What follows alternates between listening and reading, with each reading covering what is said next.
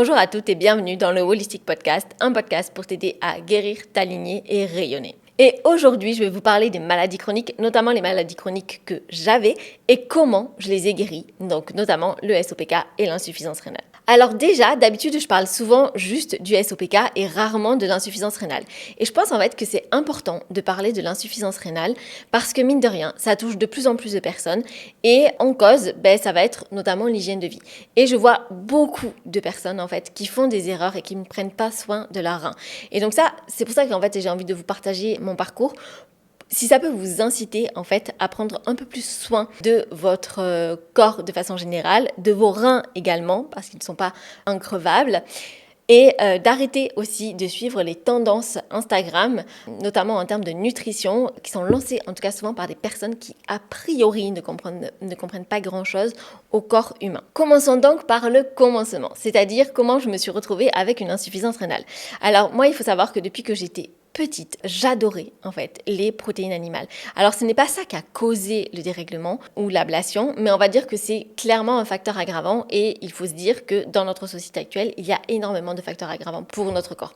Donc en fait, quand on rajoute quelque chose, puis quelque chose, puis quelque chose, au final, le vase il déborde et on commence vraiment à avoir des graves pathologies. Donc moi, comment ça s'est passé en fait, à 15 ans, j'ai fait un malaise dans un supermarché. Mon père était encore en vie, il est tombé malade juste après. Je me suis écroulée.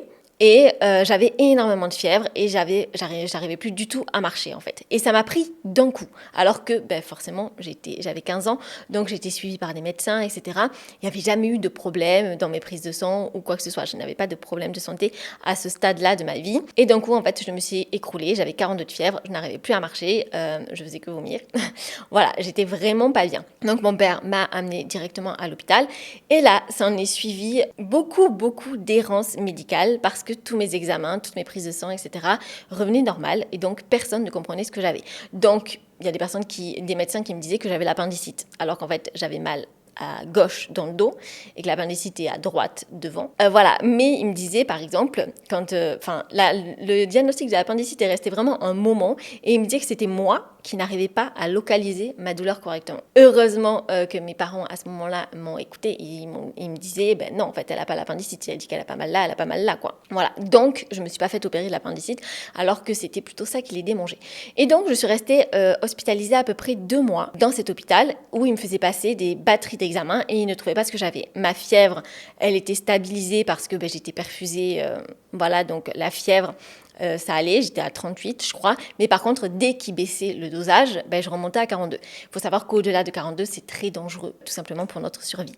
Voilà, donc on est obligé de prendre des choses pour stabiliser en tout cas la fièvre dans ces cas-là. Mais en tout cas ça ne passait pas jusqu'au moment où, au bout de 2 mois, ils ont vu en fait qu'il y avait un problème au niveau du rein. Et donc dans ce cas-là, forcément l'hôpital, donc moi je venais d'une petite ville à côté d'Avignon.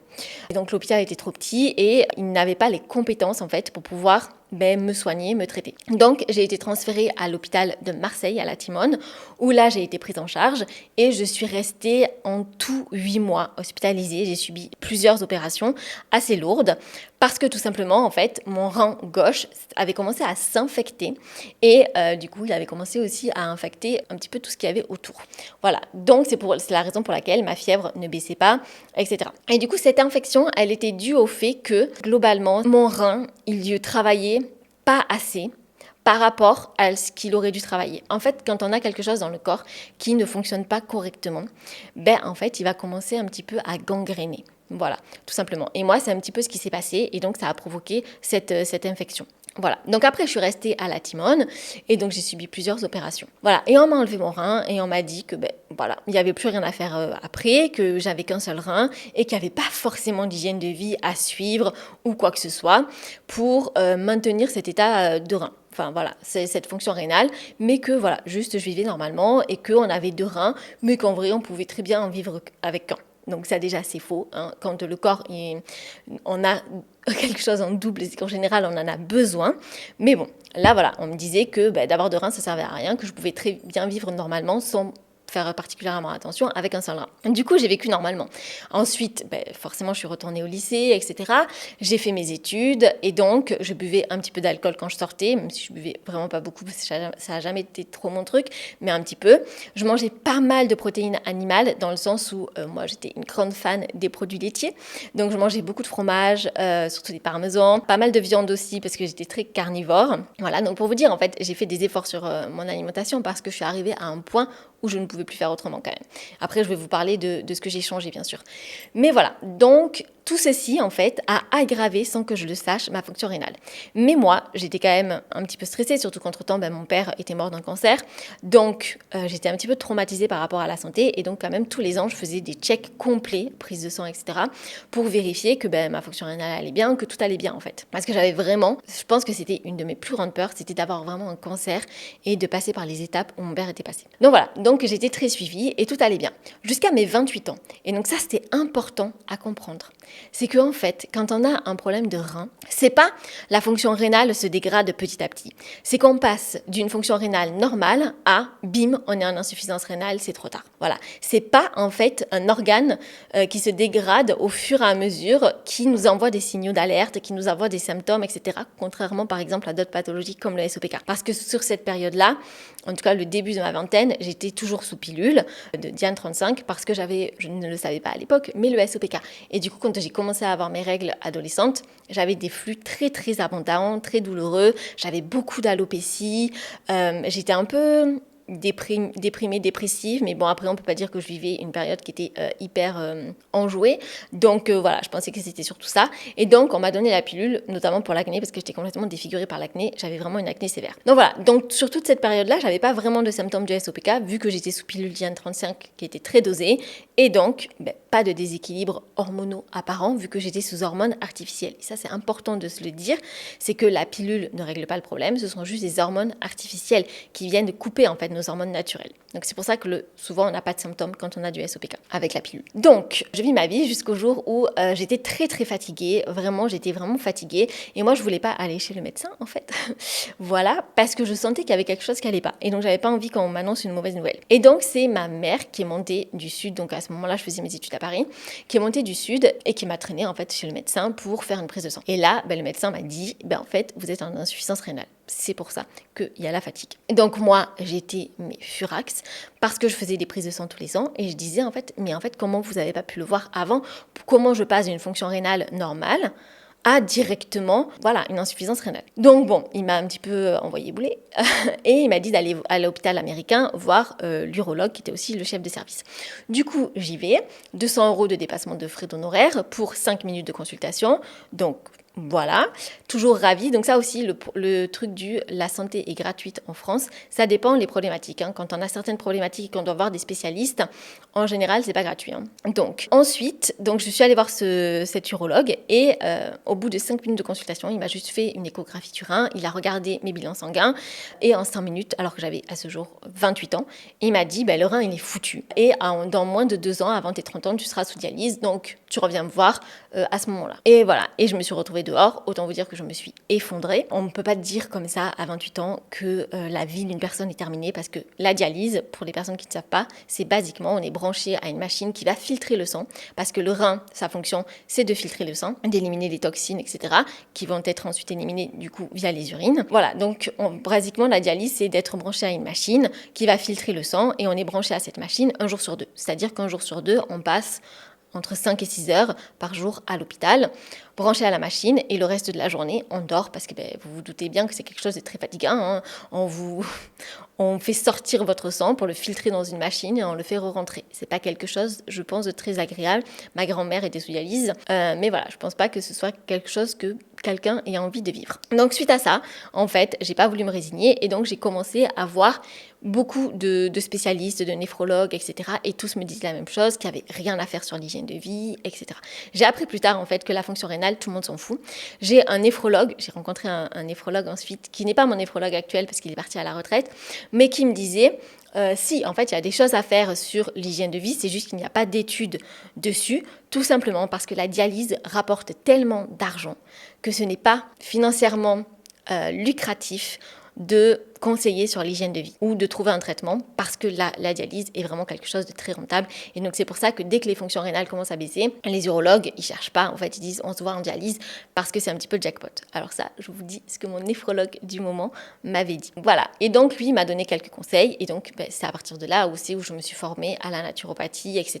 pour vraiment comprendre mon corps et tout. Et donc, à ce moment-là aussi, j'ai arrêté la pilule. Donc, le SOPK, je pense qu'il y a assez d'épisodes de podcast sur mon SOPK pour que vous puissiez creuser sur le sujet. Et donc, après 5 ans aussi d'errance médicale à cause du SOPK, parce qu'en même temps, du coup, voilà, un petit peu avant, j'avais arrêté la pilule, je n'avais plus de cycle, donc ça jouait aussi forcément avec la fatigue. Voilà, après 5 ans d'errance médicale, j'ai été enfin diagnostiquée du SOPK. Donc, je me suis retrouvée en même temps, à quelques mois d'intervalle, avec un SOPK et une insuffisance rénale.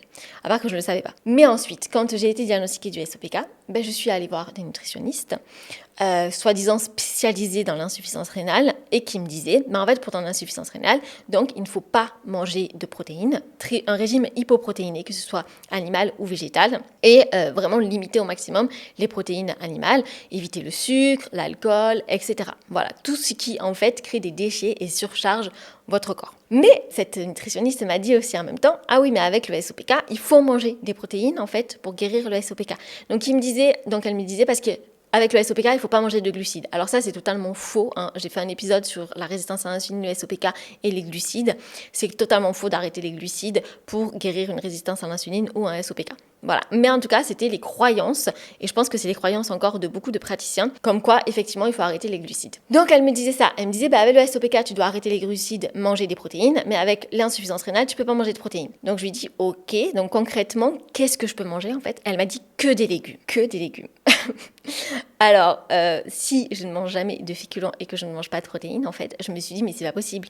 Moi, j'ai très bon appétit quand même. Je vais juste mourir de faim. Donc, forcément, j'ai pas pu l'écouter parce que c'est juste impossible, en fait, de couper tous les aliments et de manger que des légumes. C'est juste impossible. Et en plus, c'est pas vraiment bon pour la santé. Donc, je me suis formée. Ensuite, j'ai découvert l'Ayurveda. Et donc, j'ai compris, en fait, la cause de mon SOPK. Et j'ai compris avec l'Ayurveda que c'était pas du tout les protéines qui allaient m'aider ou que c'était pas du tout de couper les glucides. Et donc, grâce à ça, grâce à toutes mes formations du coup de naturopathie, etc., j'ai pu en fait traiter ces deux pathologies. Le protocole en fait que j'ai développé m'a aidé à traiter les deux pathologies, mais les causes racines étaient un tout petit peu différentes. Je m'explique. On a toute une partie émotionnelle dans le traitement des maladies chroniques. Et ça, c'est vraiment important de le comprendre. Il n'y a pas que l'alimentation, même si l'alimentation est importante également. Mais il y a toute une partie émotionnelle. Avec le SOPK, c'est souvent en fait des émotions qui sont bloquées, des traumas qui sont bloqués, etc. au niveau du chakra sacré. Et donc, il faut libérer ça pour refaire circuler l'énergie. Parce que l'énergie, en fait, quand elle circule, c'est la vie. Quand ça ne circule pas, qu'il y a des blocages, du coup, c'est là où commence à y avoir les problèmes. Parce que la vie ne circule plus à cet endroit-là. Et donc, quand la vie ne circule plus à cet endroit-là, qu'est-ce qui se passe? Ça pourrit, ça s'abîme, ça se déséquilibre. Et au niveau du rein, les émotions, ça va surtout être les peurs. Et moi, depuis le décès de mon père, de toute façon, j'avais énormément peur de tomber malade, etc. Voilà. Forcément, j'avais beaucoup de peur et du coup, je restais beaucoup bloquée. Bloquée dans ma vie, dans un métier qui ne me plaisait pas forcément, mais voilà, je ne remettais pas en question ma vie à ce moment-là parce que j'avais tellement peur de l'inconnu que j'étais confortable dans certains conforts. Donc ça, c'est pour la partie émotionnelle et du coup énergétique. Parce qu'une fois qu'on travaille sur soi, qu'on se libère des peurs, qu'on se libère des traumas, etc., on rééquilibre les énergies, on rééquilibre les chakras et ça va être hyper important également. Mais on va aussi avoir tout ce qui est système nerveux, notamment tout ce qui est cortisol, adrénaline, etc., parce que ça provoque une fatigue surrénalienne et du coup ça aggrave d'autant plus les autres symptômes. Et moi avec le SOPK j'avais de l'alopécie et donc c'était aussi la preuve que j'avais de la fatigue surrénalienne. Ensuite j'ai aussi traité tout ce qui était alimentation. Donc je mangeais déjà sainement, puisque je n'ai jamais mangé transformé. Voilà, bon, à part que je suis très bec sucré, donc je mangeais quand même pas mal de sucre, mais c'était pas du sucre industriel de supermarché. J'allais m'acheter des gâteaux, des croissants, ce genre de choses. Mais voilà, donc j'ai quand même travaillé aussi sur l'alimentation, parce que j'ai adapté en fait à mon dosha. Et ça, je le vois beaucoup en fait parfois avec des clientes. Donc soit elles ont une alimentation saine et elles ne comprennent pas en fait pourquoi effectivement elles ne voient pas de résultats, mais tout simplement parce que c'est pas forcément en fait adapté à elles, à leurs problématiques.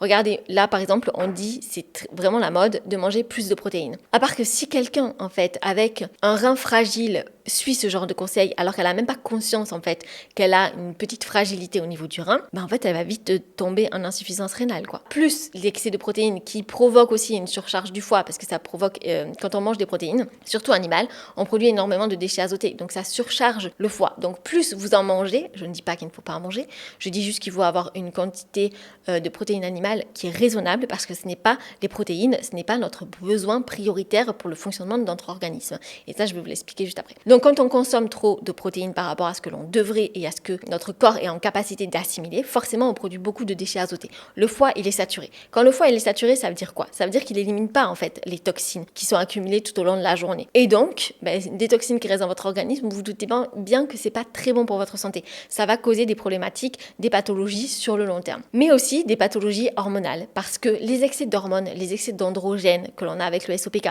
les excès d'oestrogènes qu'on a notamment avec l'endométriose, l'adénomiose ou encore en cas de SPM, en fait, c'est géré via le foie. C'est le foie qui va éliminer ces excès d'hormones. Or, si vous consommez beaucoup trop de déchets azotés parce que vous avez trop de protéines animales dans votre corps, le foie il va être focus en fait pour éliminer ces protéines animales, ces déchets azotés en priorité. Et donc après, il va plus avoir la capacité d'éliminer les excès d'hormones. Et donc les hormones en excès s'accumulent et créent d'autant plus de déséquilibre. Donc le foie c'est vraiment l'organe le plus important pour votre santé hormonale mais pour votre santé tout court aussi. Et donc concrètement, en termes d'alimentation, qu'est-ce que j'ai fait? J'ai pas suivi les recommandations de personne en fait. J'ai compris mon corps, j'ai compris comment il fonctionnait et quand je parle de mon corps, c'est le corps humain. En fait, le corps humain, 80% de sa source d'énergie, c'est le glucose. Alors, je ne dis pas de manger des Kinder, mais le glucose que l'on retrouve dans les féculents, le riz, la pomme de terre, le quinoa, ce genre de choses, et que l'on retrouve dans les fruits sous forme de fructose.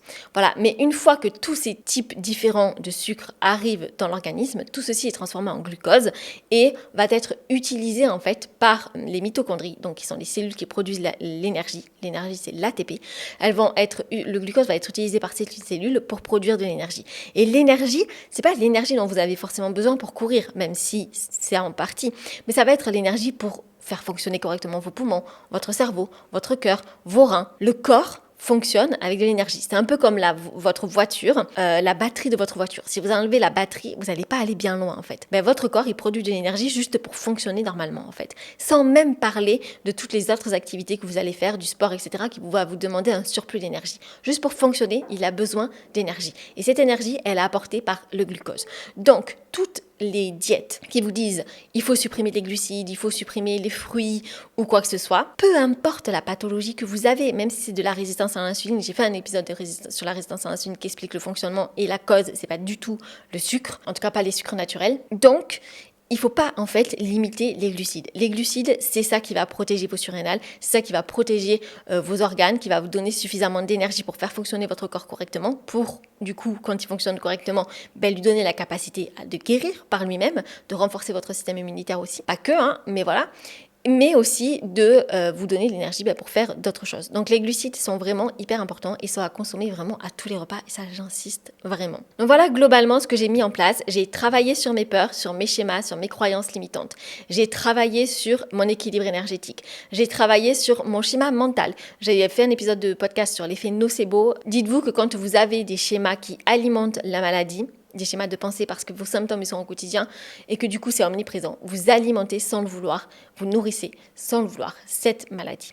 Donc se brancher plutôt sur la santé que sur la maladie et ensuite avoir une activité sportive qui était adaptée à mes capacités et ce n'est pas les capacités de tout le monde et avoir une alimentation qui est aussi adaptée à mes capacités d'assimilation et d'élimination. Et ça c'est important.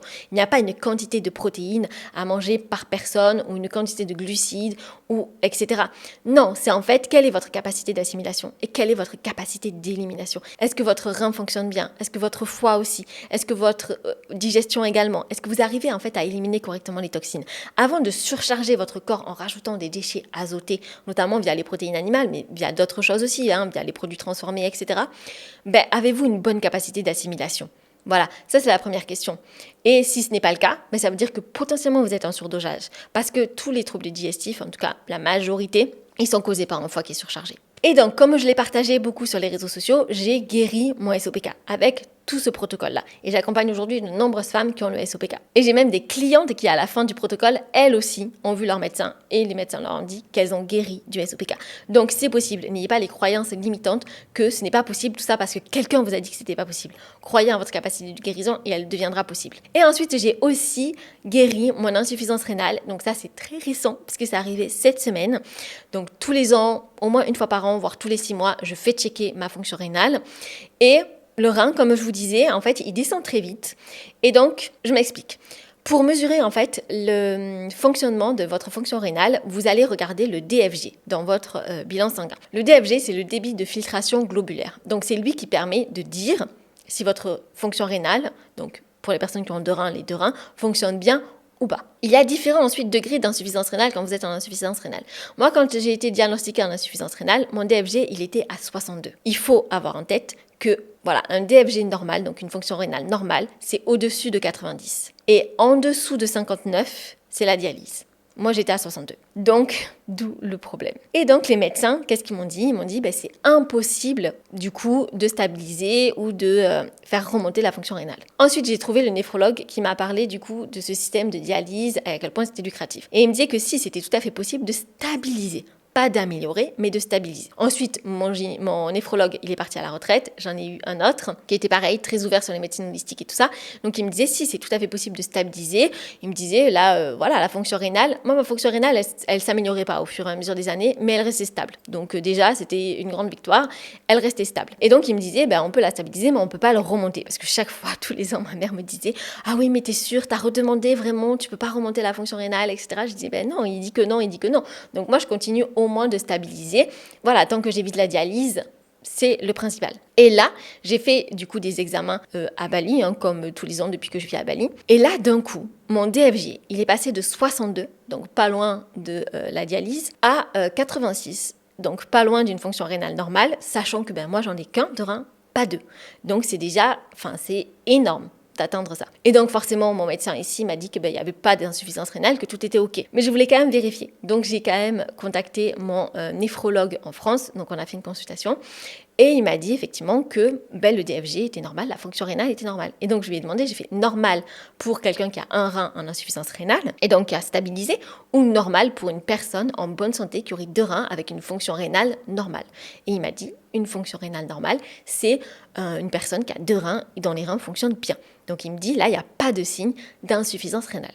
Et donc ça, c'est vraiment important de le comprendre, c'est que mon rein, en fait, il s'est dégradé à une vitesse grand V sans même que ce soit mesurable avec des prises de sang annuelles ou semi-annuelles. Et il est remonté après 8 ans quand même, 8 ans que je stabilise, que je mange très peu de protéines végétales et animales, mais quasi pas animales quand même. Voilà, que je fais très attention, que je bois suffisamment, que je soutiens mes autres organes, que ce soit le foie, que ce soit les intestins, que ce soit la peau. La peau aussi est un émonctoire. Voilà, que j'essaie d'éliminer les toxines. Par exemple, quand j'ai eu la dengue, pendant 2 semaines, mon foie, c'est ce qu'ils m'ont dit à l'hôpital, a arrêté de fonctionner. Il éliminait plus les toxines.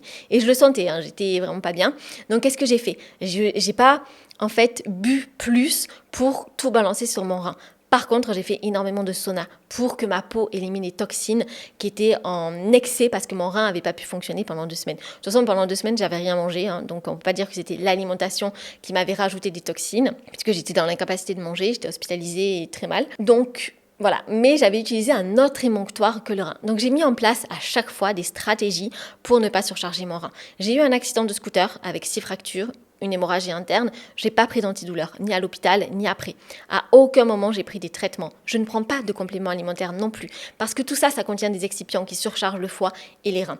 Donc voilà, j'ai toujours fait très attention à ne pas surcharger mon corps, parce que je sais que le corps, il a une capacité de se régénérer par lui-même. Et donc c'est pour ça que dans mon approche, je suis pas très fan des compléments alimentaires. Les compléments alimentaires peuvent avoir un effet booster à un moment donné, mais il ne faut pas les prendre sur le long terme. Il ne faut pas prendre en grosse quantité et de façon quotidienne quelque chose qui va surcharger votre corps. Et c'est le cas des protéines, c'est le cas des protéines en poudre, c'est le cas des compléments alimentaires parce qu'ils contiennent des excipients, c'est le cas de beaucoup de choses. Et donc il faut faire attention à ça, à limiter la surcharge hépatique, rénale, intestinale de votre organisme pour qu'il soit vraiment en capacité de guérir. Donc le message le plus important à retenir en fait de mon parcours à travers plusieurs maladies chroniques, c'est vraiment de croire en sa propre capacité de guérison. Je vous parlais du coup dans un autre épisode de l'effet nocebo, mais c'est vrai que quand on croit à son capacité de guérison, même si personne d'autre y croit, même si on vous dit que c'est impossible, et c'est pour ça que je le partage sur les réseaux sociaux, que je le partage via mes épisodes de podcast, que la guérison elle est possible parce qu'elle est possible.